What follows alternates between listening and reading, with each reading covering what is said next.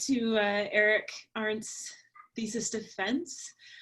The way this will work is that Erik will present his thesis, and then folks will be able to ask questions, generally from the audience. But then the committee will have some time after that in a closed session to sort of have a grilling of Erik after that, which I've assured him is going to be more like a great conversation. So Erik did some work for me initially as a pilot project for this, the research he's going to present. And I found that Erik's writing was exceptional, and he had this really great analytical capacity. And so I'm really excited that he continued work on the same topic as the pilot project and turned it into a thesis and sort of ran with it and used really unique methods that I've never had any experience with. And so I've felt like this whole process has really been a learning process for me as well, and learning from Erik about like how you use these photo elicitation methods.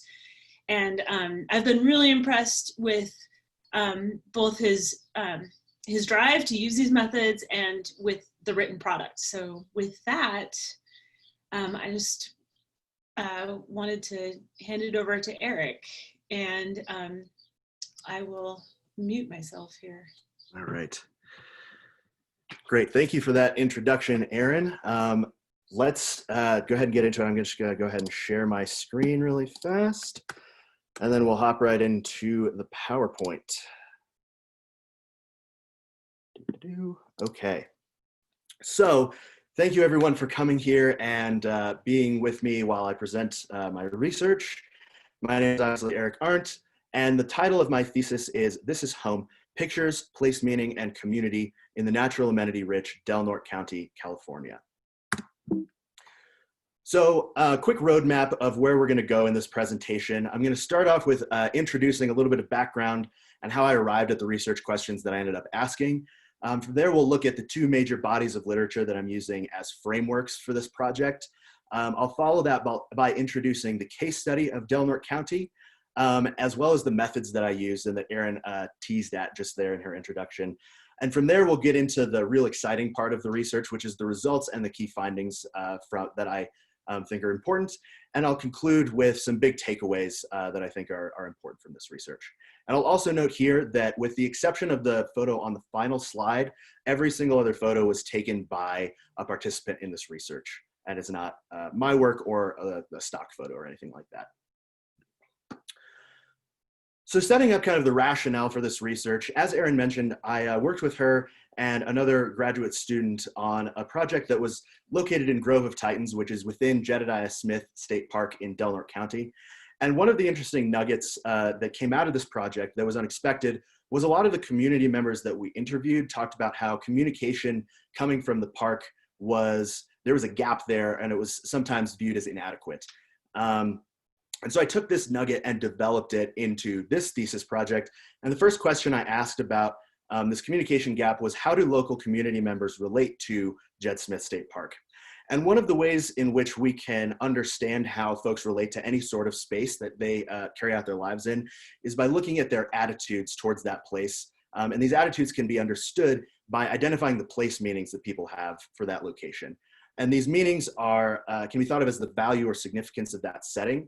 And the meanings can be useful in aiding management decision-making process discussions for what's going to happen to these areas. So now I want to take a chance to look at this kind of category of research that is looking at place meanings in conjunction with parks and other protected areas. And I wanted to highlight 5 major trends from that category of research that I am departing from. And the first is that past research in this area has typically been quantitative, and my study is entirely qualitative. And we'll get to explaining what that looks like when we get to the methods section. Also, previous research has typically placed its focus on the visitors to these protected areas and parks, and I am putting my focus on looking at residents and how they are relating to these parks. Past research is focused on place attachments, and I'm focusing on place meanings, and I'll get to distinguishing those two terms in just a moment.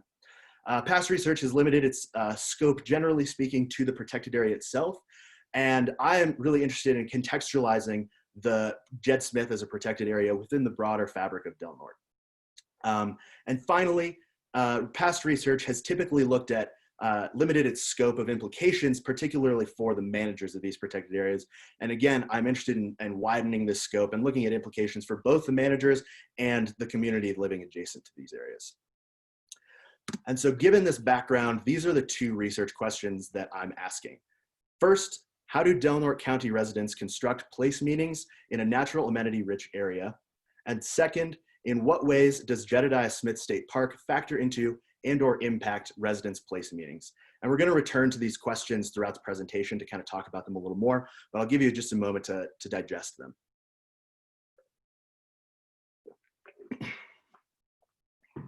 Okay. So now looking at some of the background literature that I'm using, the first body of lit is all about place.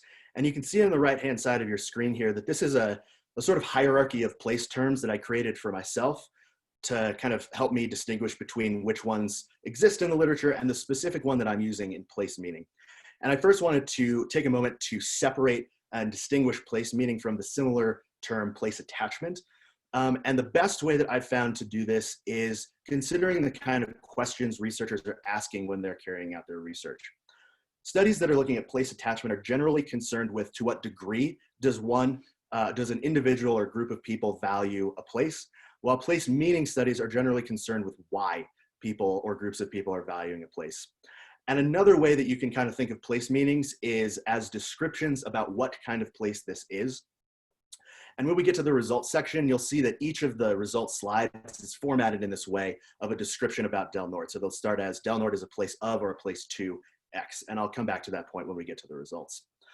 And I also wanted to take a moment here to point out that generally speaking, place meanings are directed at two big categories of things: biophysical aspects of place and sociocultural aspects of place. So the biophysical would be anything having to do with the environment that does not involve interactions with other people, and that could be the natural or the built environment. And sociocultural is the opposite of that. It has to do with meanings that are directed at interactions with individual people or groups of people in a specific place.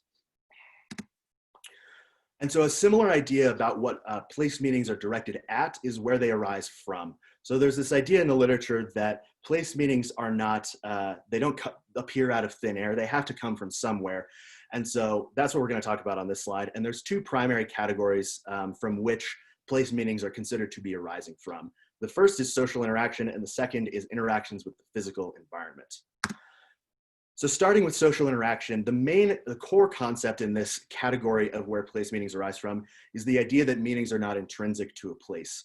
And so this would be if you were to go to a brand new spot that no one else has ever been before, this group of researchers would say that there are no meanings that exist in this place prior to you going there and making interpretations about this place based on your experience there.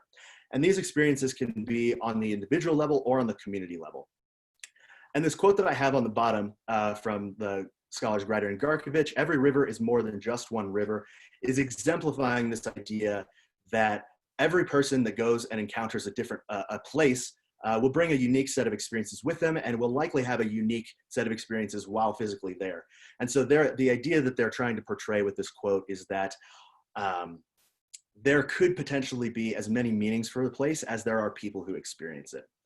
And the other category of where place meanings are arising from involves interactions with the physical environment. And so the idea here is that the physical space gives form to and constrains meanings. And one of the scholars that lives kind of in this realm said that we probably wouldn't go to a shopping mall and think to ourselves, wow, what an amazing wilderness area this is, to kind of describe that the physical space will put boundaries on and constrain and give form to the meanings that we may have for it. And we'll come back to this idea again when we get to the key findings. Another important thing to acknowledge about place is that it's not, by naming a place and saying it is this kind of place versus that kind of place, that is not a neutral act, it is a powerful act. And so there's a couple points I want to make about the power of describing and naming a place. So first, defining a place also defines the norms for that place. And a really good example for this that's relevant to this research is protected areas or wilderness areas. And by defining a place as one of those, you typically bring in the the concept of leave no trace ethics as the overriding norms or rules for how you should behave while interacting in that space. The second point here is that place is an emergent quality. This is again going back to that idea we talked about from social interaction, that places are, meanings are not inherent to a place, that they arise through experience. And also the idea that one single place can embody multiple meanings for different people or groups of people, which then begs the question, which person or group is able to assert their version of place over the other versions of place that other people have. And also by asserting their version of place, their rules and their norms of how one should behave in that place. And finally, naming a place and describing place has the potential to create insider-outsider groups, where an outsider is not only someone not of that place, but someone that's also unfamiliar with the rules and the norms of that place. And this can often be used as a basis of excluding these outsiders or others from particular places. So shifting now to the second body of literature that is really important to this research is protected areas. Jed Smith as a state park is obviously a certain kind of protected area. And in the management of these spaces, there's been a shift over the past few decades to incorporate incorporate the local communities into decision-making processes for that space. And this is really important given the fact that local communities often will have historically borne more costs than benefits from having a protected area located near them. And they may also be displaced in the creation of a protected area. Another really a critical point from this body of literature is the kind of considerations we need to carry and have for the scale of the research that we're conducting. And so this idea that depending on whether you choose the individual or the community as your scale of research, there are certain limitations that are brought on by either. By choosing a community as your scale of study, you have the potential to homogenize and fix within time a diverse group of people, and that's obviously not a great thing. On the other side, if you use the individual as the unit of analysis, you may miss out on the importance of social interactions in the creation of meaning, which, as we said earlier, it's one of the big ways through which meanings arise. And place meanings, as I said towards the very beginning, have the potential to illuminate the attitudes of people towards different places like protected areas. And so following from this idea that place meanings can be useful for land management, Cantrell notes that felt perceptions are as important as scientific facts when considering the decisions that need to be made for what the future of that land might look like. And another scholar that I read a lot of noted that conflict over land use is often about place meanings rather than the similar term place attachments, because place meanings are about why a place is valued. And he noted that you generally don't see a lot of conflict about differing strengths of attachment. You usually see the conflict arise out of differing reasons for that attachment. And so given all of this background, I wanted to return a little bit to some of the big frameworks I'm using for this study. So first, I'm using place meaning, which again is why a place is valued or significant, and can also be interpreted as a description of what kind of place this is. With concern with where place meanings are arising from, I'm going to leave open the possibility that they can arise from social interactions, from interactions with the physical environment, or from some combination of the two. And then lastly, I will be focusing on the individual as a unit of analysis, which, as I mentioned, has the potential to ignore some of the interactions with other people that are important in giving rise to place meanings. But the main reason I chose this unit is because of the methods that I'm using with this study, which we'll get into in just a moment. So looking now at the research questions once more, the first question, how do Del Norte County residents construct place meanings in a natural amenity-rich area? We need to know two things in order to answer this question. We need to know what the place meanings are, and we need to know where they're arising from. The social interactions, physical, environment interactions, or some combination. And then the second question concerning the Jed Smith State Park is concerned with contextualizing meanings directed at the park within the broader fabric of Del Norte County.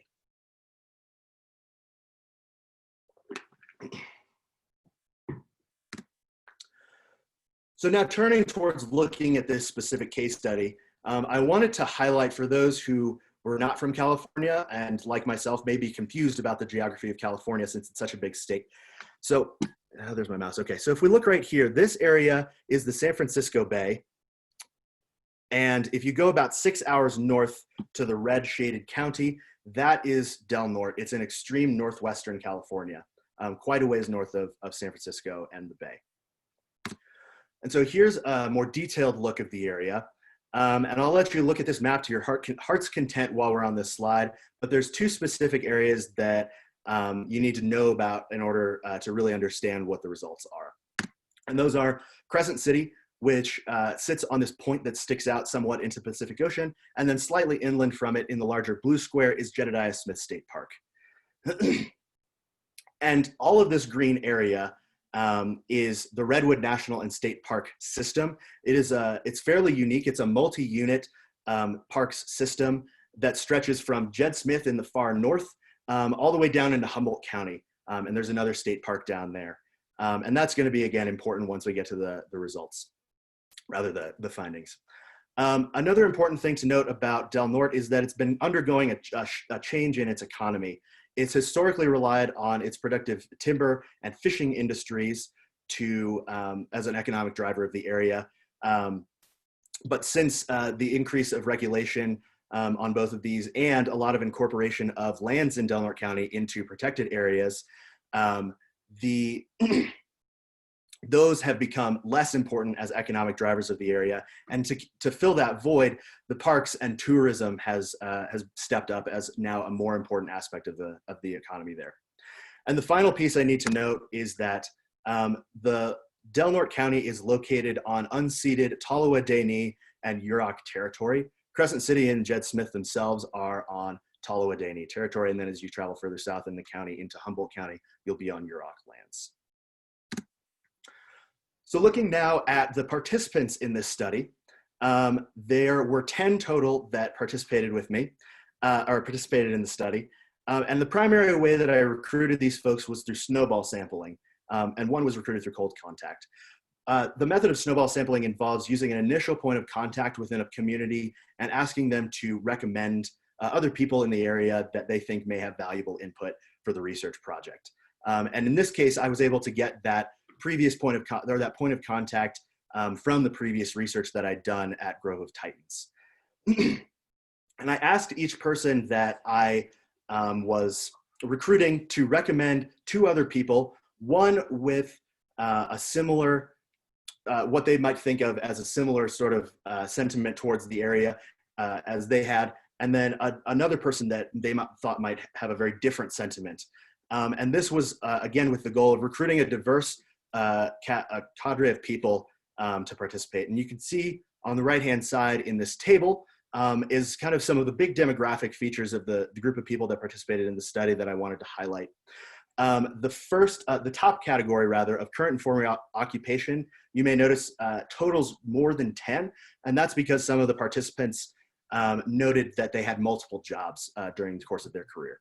The last thing I want to note about the participants is that I had a 100% retention rate, which means that every participant that started the study ended up carrying it out until they were finished with all the things I asked them to do. And as far as I know, that's not a very common thing in a lot of different kinds of research, so that's super fabulous. So moving now to my main method of photo elicitation interviews.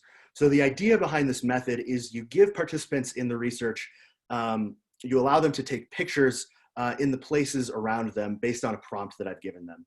And something to note here is, and then those photos that they take end up becoming the focal points of the interview that follows it.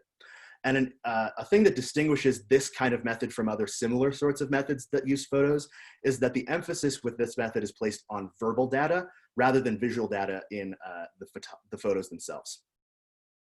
So the first phase of this method is the photography stage.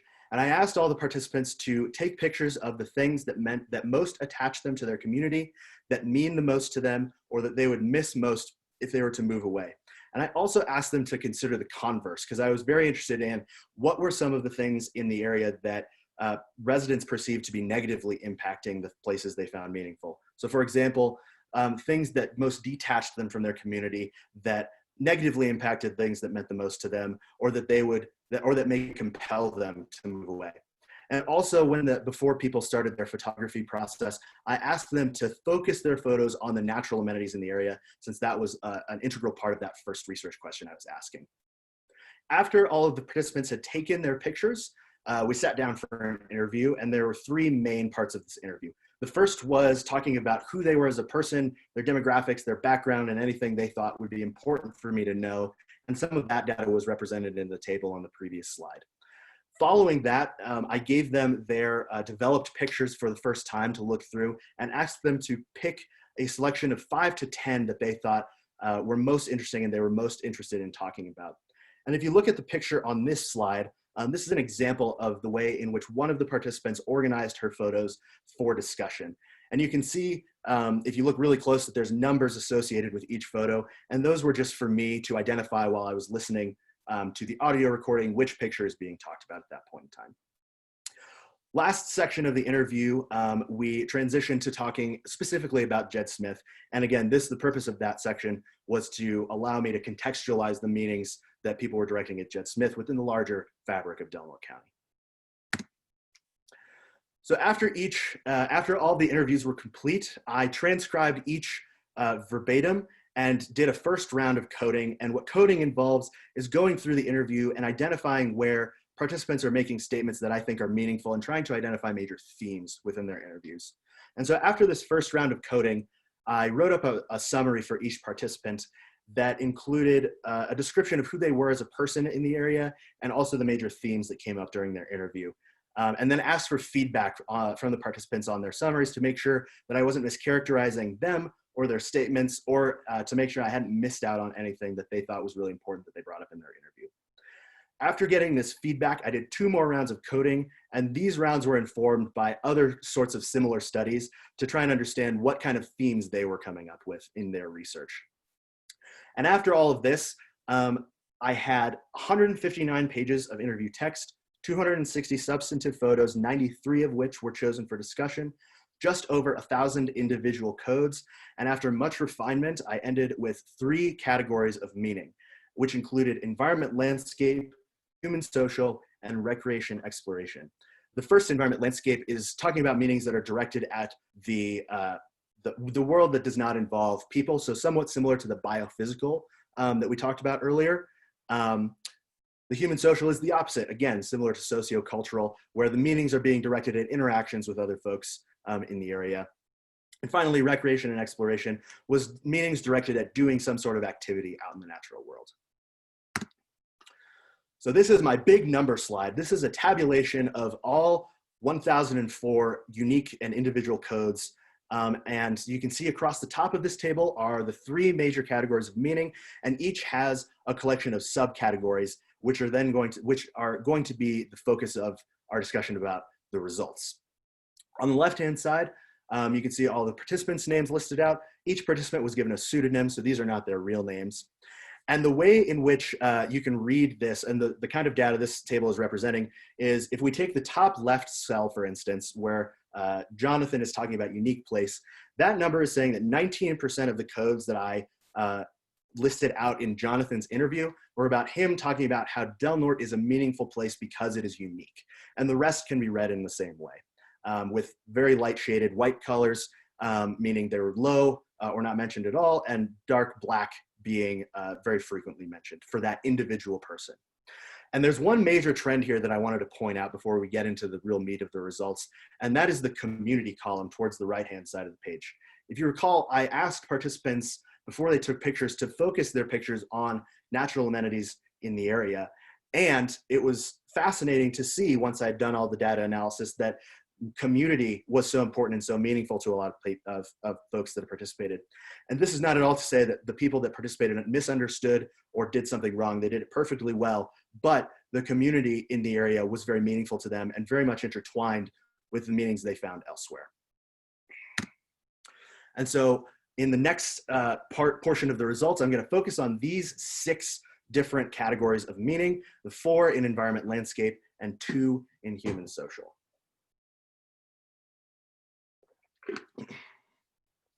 All right. So if you remember way back towards the beginning of my presentation, I talked about how place meanings can be interpreted as descriptions about what kind of place this is.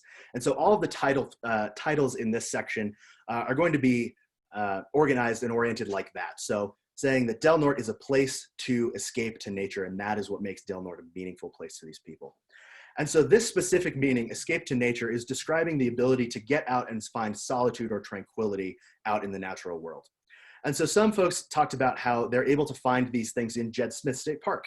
This relative newcomer to Del Norte talked about how if you're able to get a little bit farther than a lot of the tourists that go hiking through the park, you're able to get to these really epic places without a lot of people, and she's able to find that tranquility there. And a lot of participants also talked about the importance of the Smith River to them. And this specific long-term resident talked about how this is really great and relaxing to him to go down to the place where the Smith River meets the Pacific Ocean, and he's able to find that sort of relaxation and tranquility there, and that is a meaningful aspect of Del Norte to him. Another important meaning that people found was that Del Norte is a place of little human impact. This is similar to Del Norte as a place to escape to nature, but it is more about the value of little human impacted nature beyond its utility to provide escape or to provide tranquility.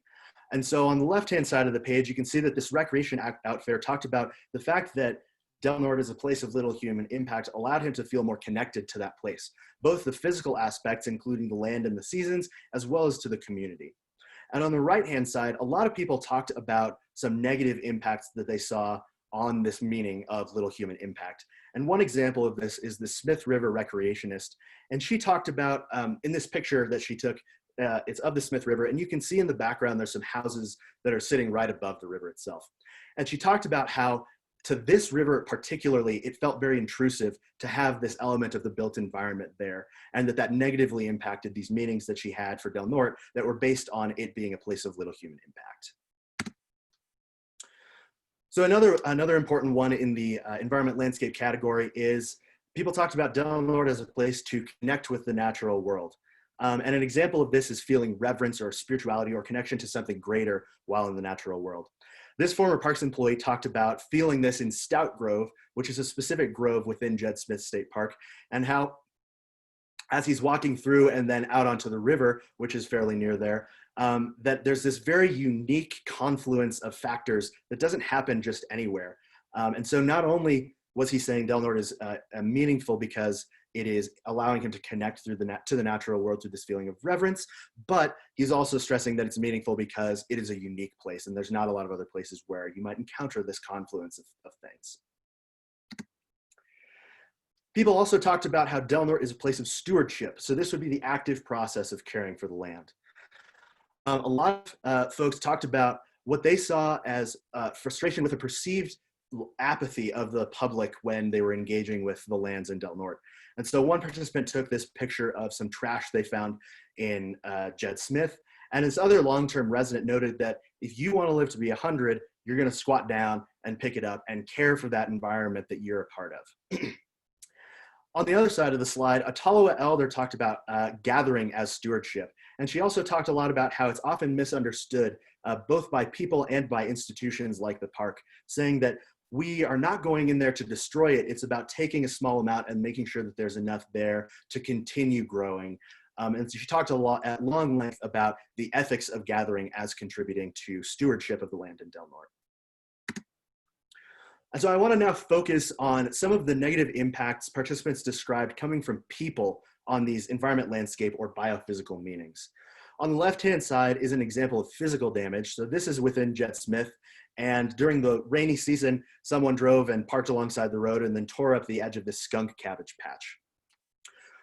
In the center, one conservation nonprofit employee talked about how the lily bulb farming that happens in the area just a little bit north of Crescent City has to use a lot of herbicides and other chemicals in order to keep the bulbs in a false winter so that they're profitable, but that all of these inputs that they're using, chemical inputs, are having negative impacts on fishery, river, and community health. And lastly, nearly every participant talked about how they're seeing increases in people in Del Norte, and how the more people there are, the more crowding there is in places like Jed Smith, and how this crowding can negatively impact meanings, especially those based on escaping and finding solitude, or on those meanings directed at low impact areas. So now switching our focus a little bit to the human social meanings that I wanted to talk about. A lot of folks talked about how Del Norte is a place to learn and educate. And these are two examples of different kinds of things that people were excited about sharing with visitors to the area. So on the left-hand side, a former parks employee talked about how he really enjoys taking people through the parks on interpretive programs because he's able to instill in them the same sense of wonder and amazement and appreciation that he has for the parks, like that he finds in Stout Grove, and that feeling of reverence. On the other side, this recreation outfitter talked about how he brings visitors to the area to this specific place on Mill Creek, which is a tributary of the Smith River within Jed Smith State Park, and talk about its value, its intrinsic value to the natural, as natural habitat for the endangered coho salmon, and how that is also meaningful to him. A couple people talked about opportunities to learn, and a former parks employee and this Tolowa elder both talked about the importance of visitor centers within the park in presenting the history, the accurate and full history of Del Norte as a place. And this Tolowa elder talked about both the history pre-contact, so that would be pre-white settlement in the 1860s roughly, and that there's also a continuing history post-contact, and that even though it's not a pretty part and people may not be excited or feel good about learning about it, it is necessary and important for the visitor center to present that kind of information, because it's one of the main areas in which visitors to Del Norte are going to gain an understanding about the place. On the other side, a different Tolowa elder talked about the importance and meaning of passing on knowledge. So this is a picture she took of Augusta Hall, and she said this is the first place that she ever partook in a Tolowa dance when she was 16 years old. And now that she's an elder, she talked about the importance of continuing those traditions and sharing the knowledge that she has gained with the younger folks in her tribe. So as you might remember from that big number slide, community was very meaningful and important to almost everyone that participated in this study. And they talked about both the benefits and the challenges of living in Del Norte. And so some of the benefits and things that people found very meaningful about the community here was this sense of collaboration that people felt, particularly on large scale public space projects. And so this picture on the left-hand side is a picture of Beachfront Park, which is located on the Pacific Ocean near downtown Crescent City. And they have a bunch of stuff there, like a disc golf course. And this Del Norte resident talked about how she found it very meaningful that the disparate groups within Del Norte County were able to come together and largely agree during a planning meeting that she went to on how to move forward with some funding that was freed up to develop in this park and do new and more things. On the other side, a relative newcomer to the area talked about how it wasn't until she really started connecting with specific groups, specifically the people that went to the farmers markets in Del Norte and Crescent City, that she was able to feel connected with the community at large. And so that was a very meaningful thing to her as well. And this idea that there's a lot of different groups within Del Norte County and that they're able to come together in these sort of collaborative large-scale public space projects was meaningful to a variety of people.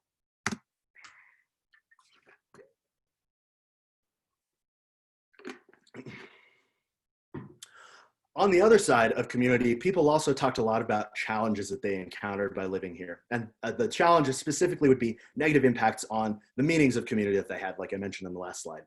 So on the right-hand side is a picture of the only hospital in Crescent City. And this relative newcomer to the area talked about how important it is to have inns in the area and be connected and have networks, because that is what's really going to allow you to access things in an area with few resources. And beyond access to medical care, people also talked about the availability of jobs and affordable and adequate housing as potential challenges where the Del Norte County community was lacking those kinds of resources.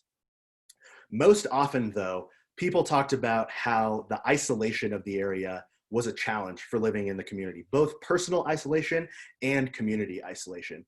So one participant talked about how she conducted a study conducted a survey after the 2011 tsunami up there.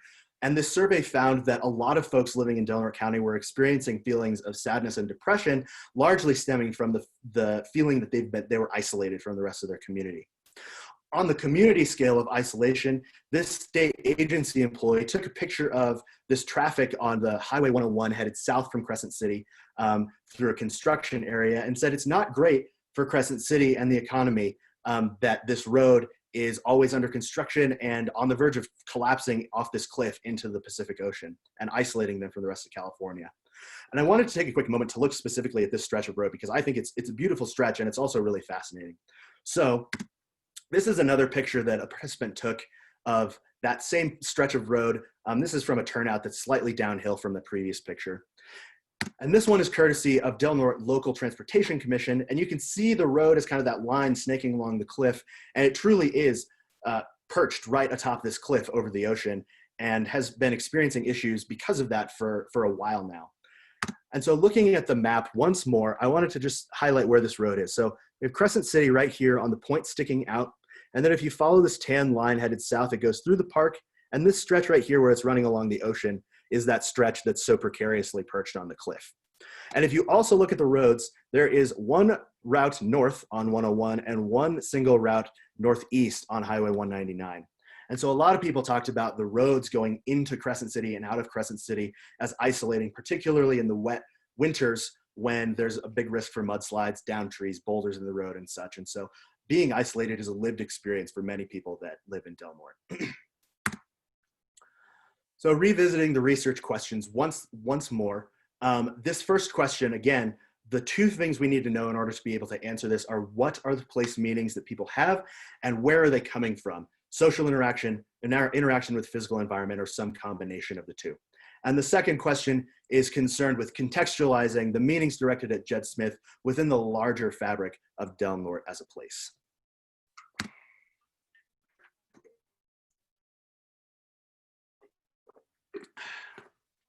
So, transitioning now from the results to look at some of the key takeaways and findings that I wanted to highlight.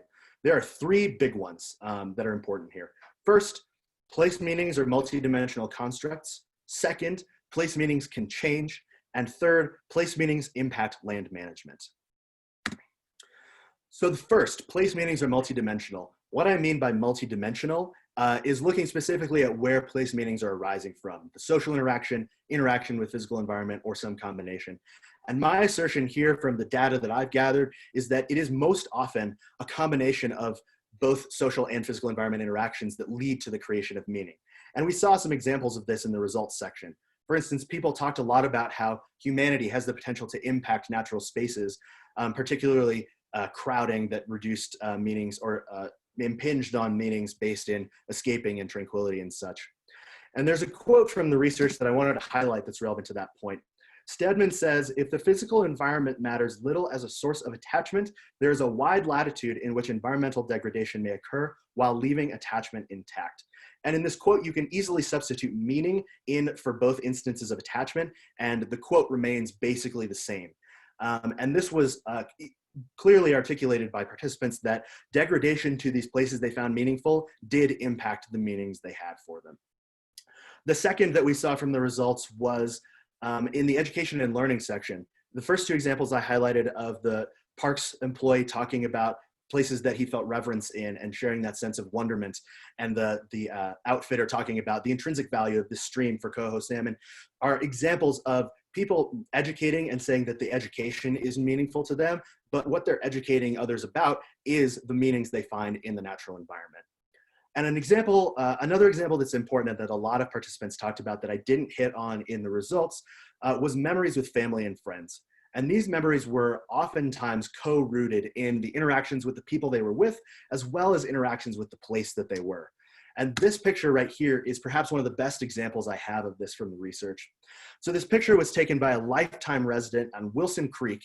And she talked about how, as a kid, she would go here and go smelt fishing with her family and friends. And after talking about this picture for a little while, she commented that the meanings that she associated with this place were rooted in the camaraderie and the friendship and all of the people that she knew that are no longer alive. And so this is really trying to drive home this idea that meanings are not arising solely from interaction with people or from interactions with the physical environment, although they can, that most often it is a combination of the two that's leading to this creation of meaning. The second big finding that I wanted to talk about is the idea that place meanings can change.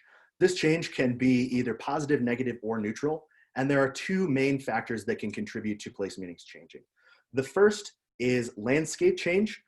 This is most often thought of as physical landscape change, but is not limited to that. It could also be talking about social or political landscape change. And the first example that I highlight here, loss of local control, is an example of that political landscape change.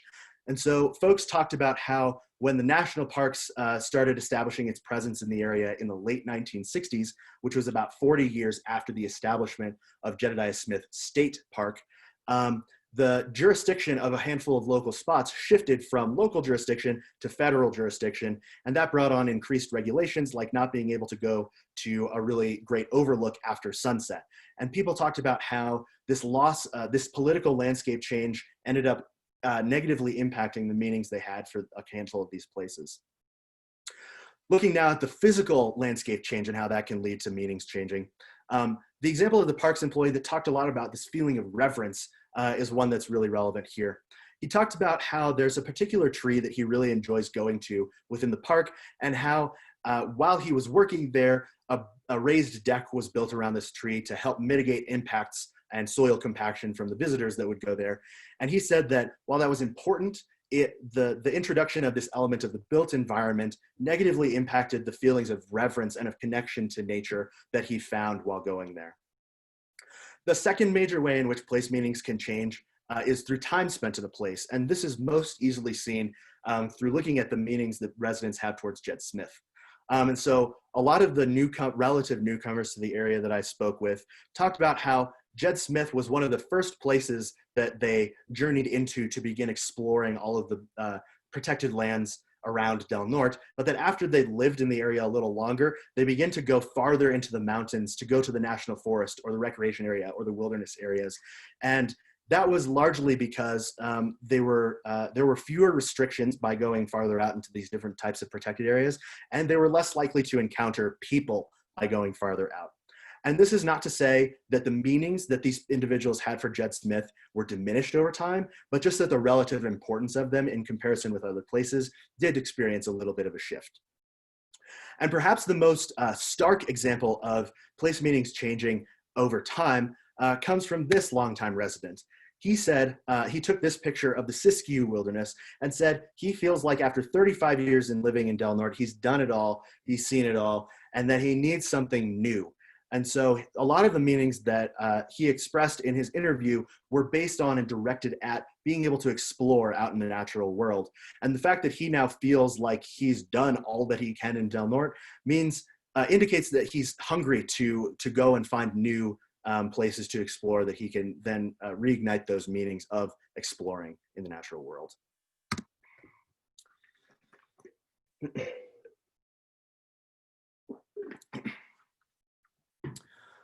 So now looking specifically at my second research question, which is concerned with contextualizing Jed Smith meanings within Del Norte County.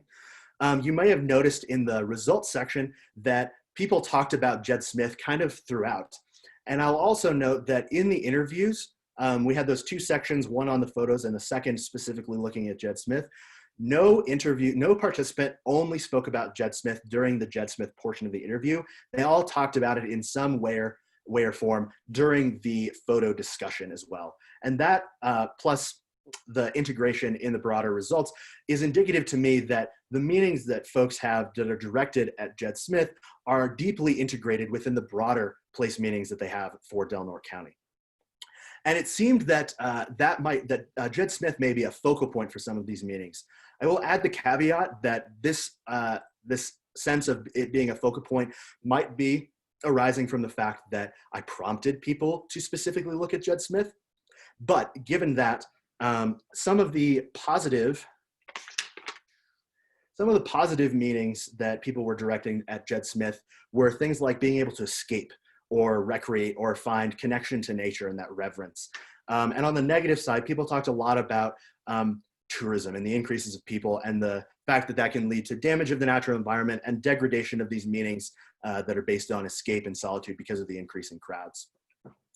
I also asked each participant whether they thought Jed Smith was a part of their community, and all of them asserted that yes, it's an integral part of their community.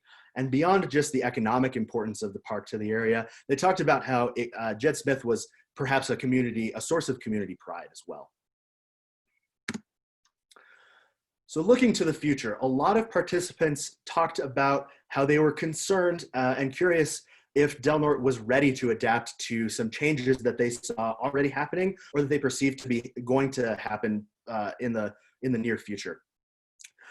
Like I've kind of been teasing, some of the biggest concerns that participants highlighted were increases in people, both short-term populations in tourists and visitors, and also in long-term populations like permanent residents. One participant talked about how when the Camp Fire was happening and burned down the town of Paradise in the northern Central Valley in California, that as an educator in the area, she noticed that their classroom sizes grew because they were taking in climate refugees. And she perceives that that is going to continue to be the case given the state of climate change in the world.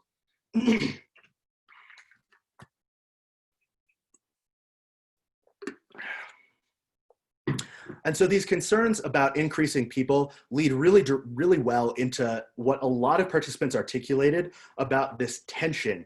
And so there was a very stark tension between people perceiving that participants perceiving that more people were going to be coming to Del Norte, and that this increase in population could have negative impacts on meanings that were based on escaping or on little human impact on the one hand. And on the other hand, the joy and the enjoyment that a lot of participants expressed about acting as tour guides and sharing these meaningful places with visitors to the area. And I will, this quote from a lifetime resident perfectly exemplifies this tension. She said that, "I love to have visitors, but you can all go home."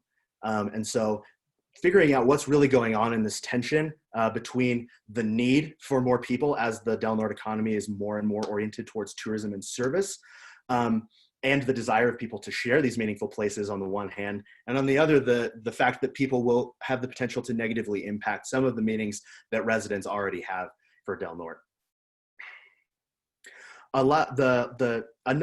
Another piece of information that we need to consider when looking towards the future is this sense of disconnect between the park and the community that a variety of participants articulated.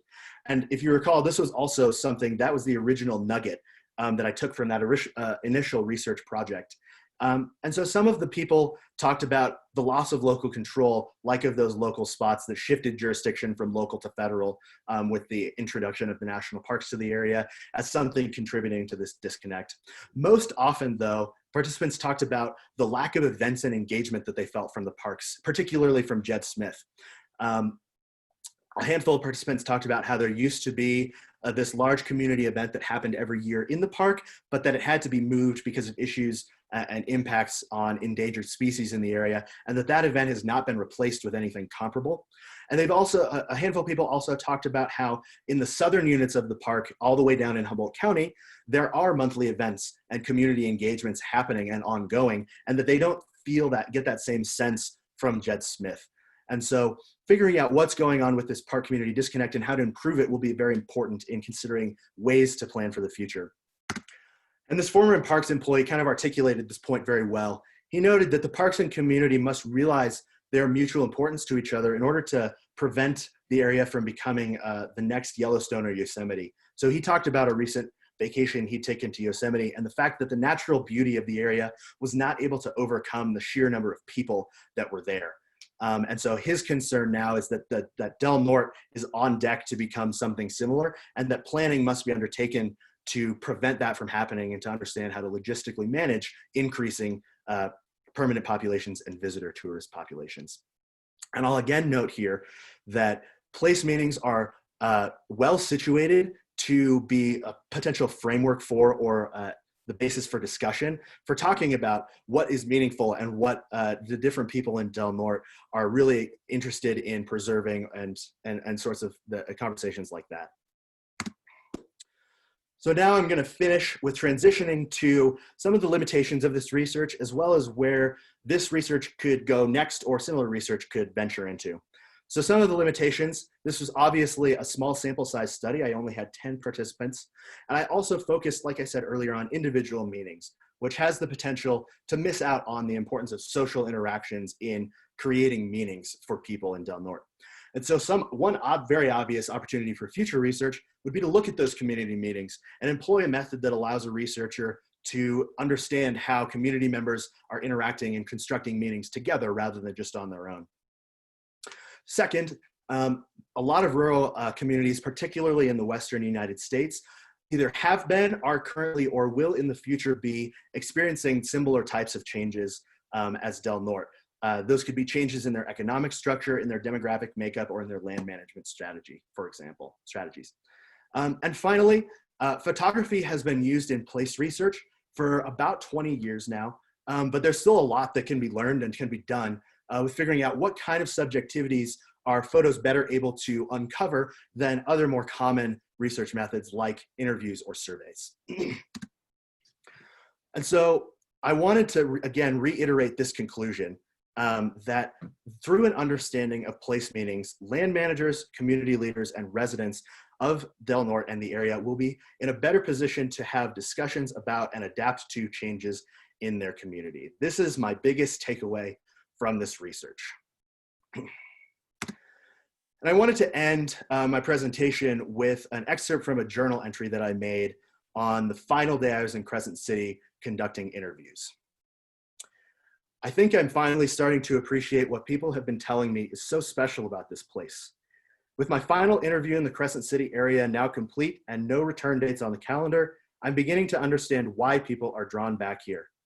Mine pales in comparison to their depth of experience, but I think that felt sense is building in me. For the fog in town, viewed from within or as you emerge from the park, for the Smith River and the deep meaning that it holds, and for the redwoods, of course, they cannot be forgotten, and for this intangible sense of something simultaneously isolating and magnetic, unknown and familiar.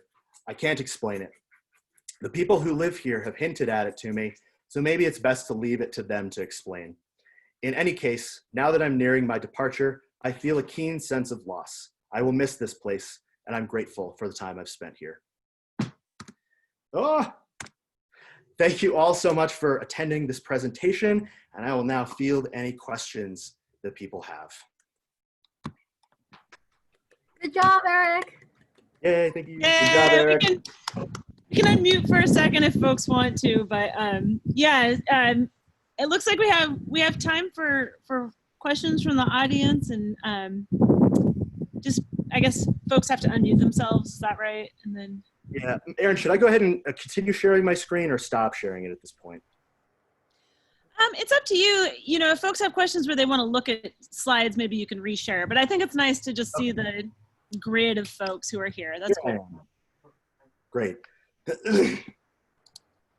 All right. So, yeah, who's got questions? So Aaron, am I right that this is not the committee asking questions? What's the procedure protocol? Yeah, thanks, Sarah.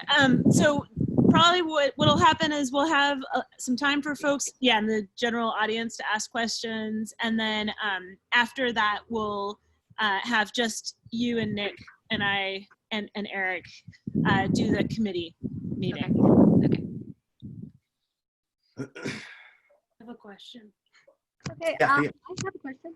Oh, Anika, go ahead. Go ahead, Oh, Anika. okay. Sorry if I interrupted anyone. I hope I didn't. We'll put Thea on deck. Okay. So I've been watching you do this project since the beginning, since we first started school at Humboldt, and it's really nice to see how far along you gotten. And I can't believe you finally, did your defense. I'm really proud of you. You worked really hard. But I just wanted to know, like, how did this idea came to you? Like, you were like, how did this idea of getting people to use pictures and, finding the place of meaning, that's really interesting to me. So I want to know how did you come up with that? Sure, yeah. It actually was totally serendipitous. So if you remember back when we were in the methods class with Nick, we were talking at one point about photo methods during one of the weeks. And I think that was also around the time where Thea and I had just kind of finished up most of our interviews for that initial research.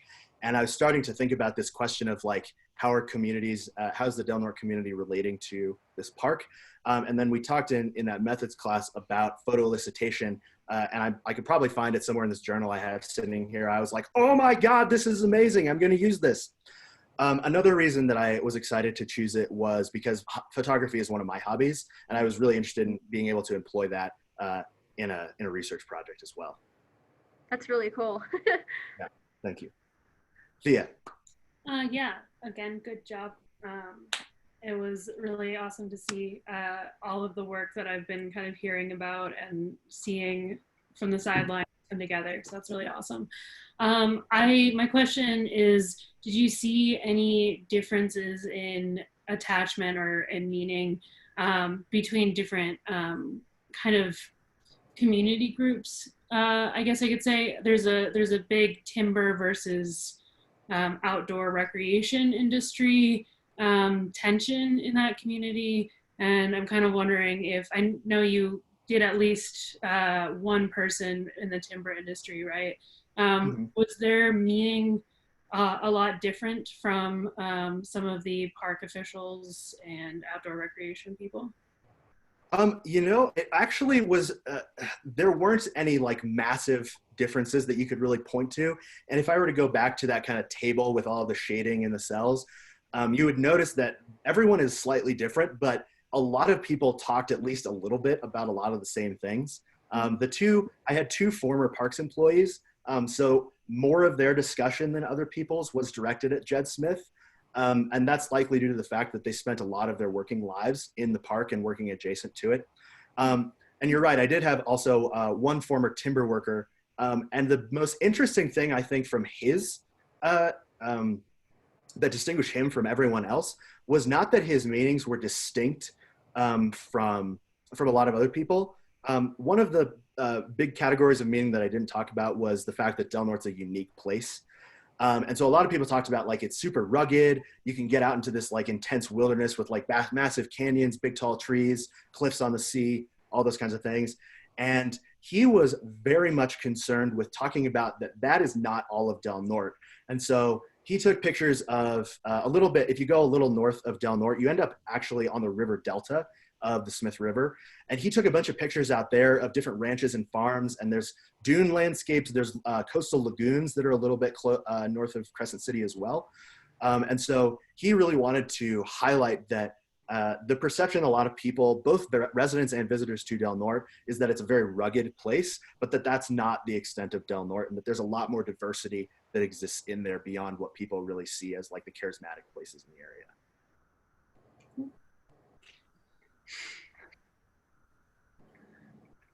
Anyone else?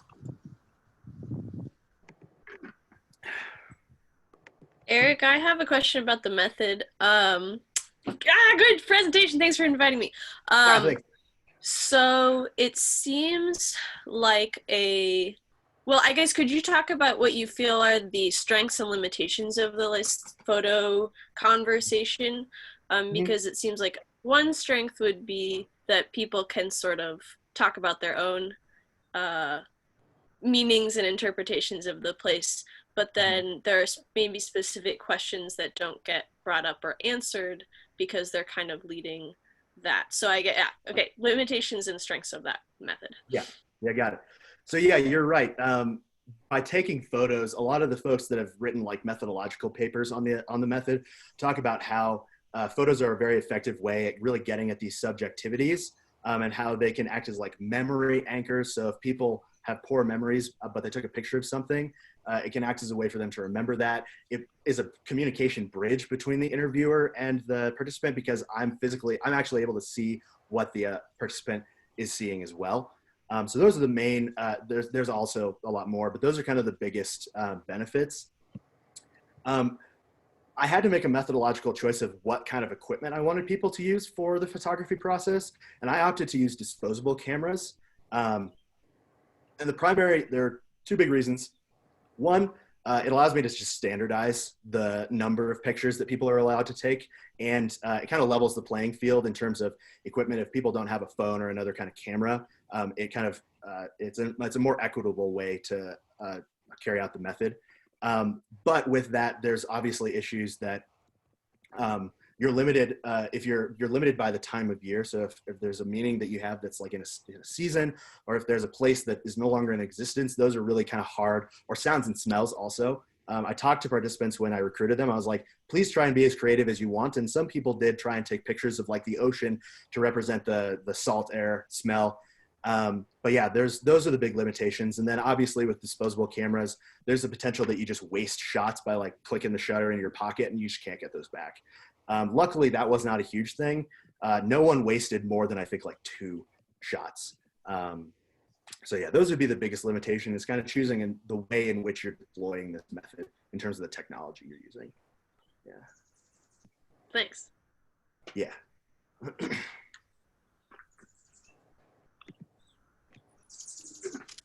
So if nobody else has any questions, then I think we should give Erik one more round of applause, and then folks can get off the call and let us let the committee kind of convene. So thanks everybody for coming, and good job to Erik, and yeah. Thank you all for attending. It means a lot to me.